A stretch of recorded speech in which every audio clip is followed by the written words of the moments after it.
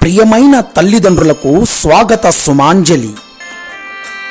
వేల రూపాయలు పోసి చదివించేది ఖరీదైన చదువు అవుతుంది గాని ఖరారైన చదువు కాదు. చదువంటే పెద్దల పట్ల గౌరవం,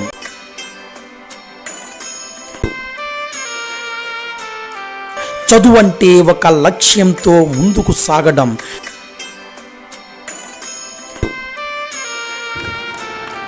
చదువంటే చేసే పని పట్ల అంకిత భావాన్ని పెంచడం,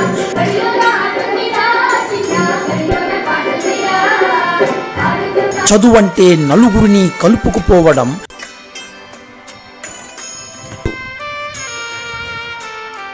చదువంటే నాయకత్వ లక్షణాలతో ఎదగడం,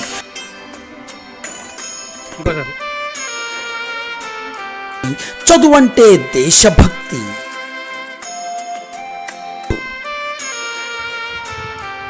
పెద్దలారా, ప్రజలారా, విద్యావంతులారా, ఆలోచన చెయ్యండి. అలాంటి చదువు కోసం మన ఊరి బడి నిరంతరం శ్రమ చేస్తూ సత్ఫలితాలు రాబడుతూ మీ పిల్లల ఉజ్వల భవిష్యత్తుకు ఆహ్వానం పలుకుతోంది. సభలో మన పాఠశాల విద్యార్థి ప్రసంగించి పలువురి ప్రశంసలు అందుకున్నది మరచిపోకండి. అది మనకు గర్వకారణం. రాష్ట్ర స్థాయి పోటీలలో మన ఊరి బడి పిల్లలు విజేతలై విజయ పతాకం ఎగురవేసిన సంగతి గుర్తు చేసుకోండి. అది ఎంత సంతోషదాయకం. మీ పిల్లల భవిష్యత్తే మా లక్ష్యంగా అడుగడుగునా ధైర్యాన్ని నూరిపోస్తూ వారిలో అత్యున్నత జీవన ప్రమాణాలను పెంచుతూ ముందుకు సాగుతున్న మా ప్రయత్నానికి మీరు చేయూతనివ్వండి. రాష్ట్ర ప్రభుత్వం ఏర్పాటు చేస్తున్న అధునాతన సౌకర్యాలతో మన పాఠశాల మరింత శోభాయమానంగా రూపుదిద్దుకుంటోంది. రేపో మాపో బడులు తెరుచుకోబోతున్న ఈ సందర్భంలో అడ్మిషన్లు మొదలయ్యాయి.